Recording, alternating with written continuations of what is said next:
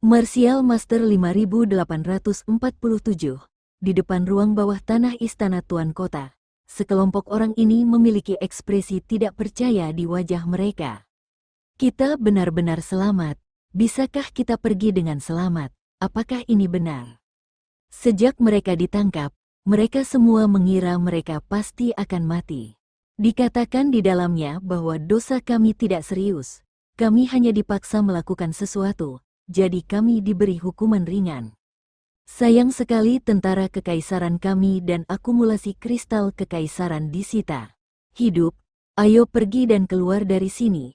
Semua orang mengobrol santai dan bergegas pergi, tidak berani tinggal di sini terlalu lama karena takut tertangkap lagi.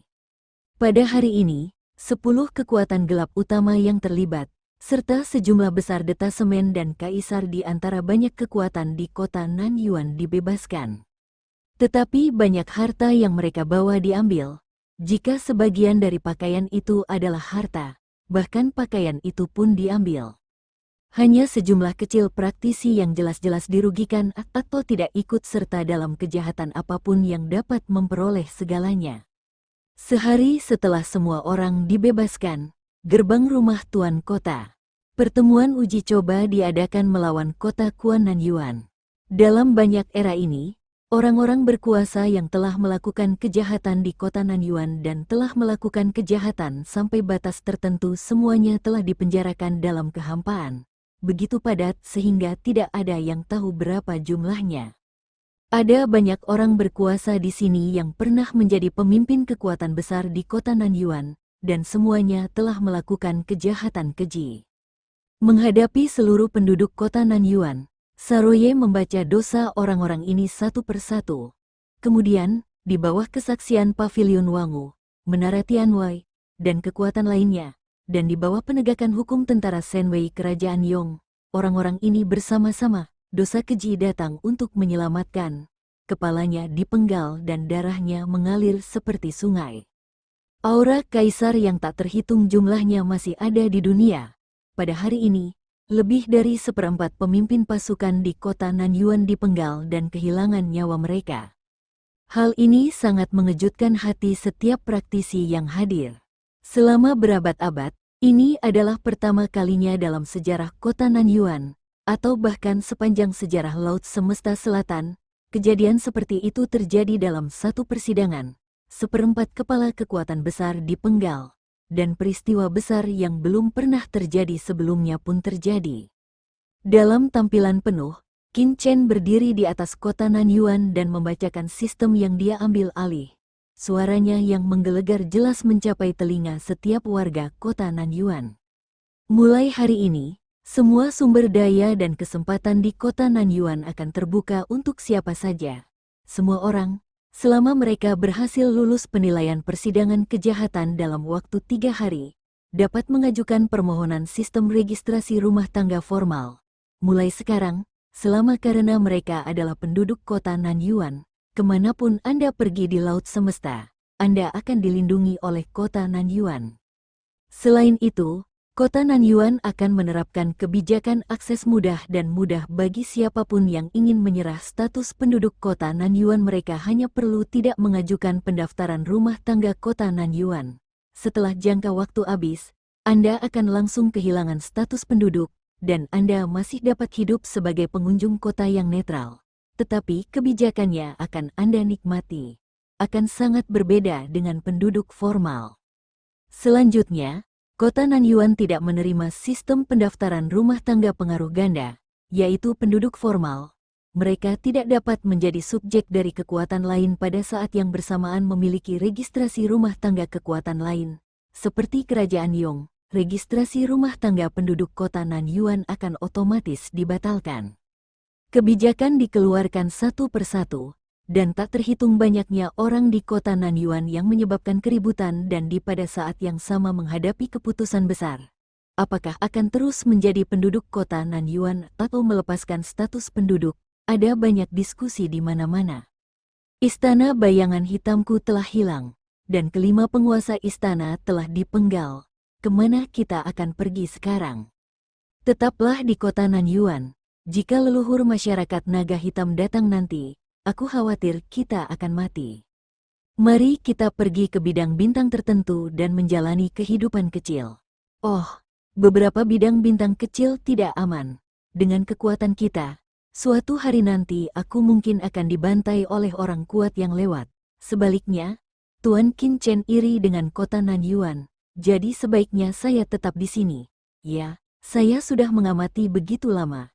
Selama Tuan Qin Chen masih memimpin kota Nanyuan, tempat ini akan tetap ada cocok untuk tempat tinggal banyak kekuatan. Setelah mengalami pemenjaraan ini, banyak orang di kota Nanyuan dengan jelas memahami kebencian Qin Chen. Tinggal di kota Nanyuan, selama Anda selamat dari krisis nenek moyang masyarakat naga hitam, masa depan akan sangat cerah, dan Anda tidak perlu khawatir menghadapi perlawanan dari kekuatan lain di sini. Dengan dibukanya formasi langit terlarang 9 meter, banyak orang yang khawatir terlibat oleh nenek moyang masyarakat naga hitam pergi satu demi satu. Untuk sementara waktu, populasi kota Nanyuan turun seperempatnya. Yang mengejutkan Qin Chen dan yang lainnya adalah lebih dari separuh penduduk tidak pergi. Salah satunya karena mereka tidak punya tempat tujuan, dan yang lainnya karena mereka bersedia tinggal di kota tempat Qin Chen berada. Saya tidak menyangka begitu banyak orang yang akan tinggal. Rumah tuan kota telah direnovasi, dan area yang awalnya luas berkurang lebih dari setengahnya dalam sekejap, hanya menyisakan sebagian kecil. Tertahan dalam kehampaan di mana rumah tuan kota berada, Qin Chen melihat bangunan dan partisi ruang yang tak terhitung jumlahnya di bawah, dan menghela nafas dalam hatinya bahwa kota ini akan menjadi miliknya mulai sekarang. Meskipun kota Nanyuan di masa lalu hanyalah kota netral, sebenarnya di dalamnya tidak netral. Setelah mengambil kendali, kota Nanyuan akan sepenuhnya menjadi kota netral di masa depan. Orang-orang dari kekuatan manapun yang datang ke sini akan diperlakukan sama. Dan kota Nanyuan ini juga merupakan pangkalan pertama yang didirikan setelah memasuki Laut Semesta Selatan. Tuan, Saroye langsung muncul ke samping. Semua harta keluarga Moyun, serta harta dan wilayah pasukan yang dihancurkan di kota Nanyuan telah disegel dan semuanya telah diinventarisasi. Diminta, semuanya ada di sini. Saroye menyerahkan harta spasial kepada Qin Chen. Semua harta dan harta benda ada di dalam. Beberapa di antaranya sulit untuk dihilangkan, dan beberapa pertukaran telah dilakukan melalui Raja Tianbei. Harta yang dikumpulkan kali ini terlalu besar, bahkan kerajaan Yong tidak dapat memakan semuanya sekaligus. Saya telah berkomunikasi dengan Master Pavilion Abadi dan kekuatan lainnya, dan akan membutuhkan waktu untuk mengirimkannya secara perlahan ke kekuatan lain di Laut Alam Semesta Selatan. Tarik dana sepenuhnya, Saroye menjelaskan, dan Qin Chen telah menerima harta karun luar angkasa dan melakukan penyelidikan. Saya melihat bahwa itu penuh dengan kristal kekaisaran dan berbagai harta karun. Beberapa harta yang lebih berharga ditinggalkan oleh Qin Chenrang, karena bahkan jika dia tidak dapat menggunakan harta ini, Senior Xiao Yao Supreme di alam semesta asli masih memiliki cukup banyak harta yang digunakan.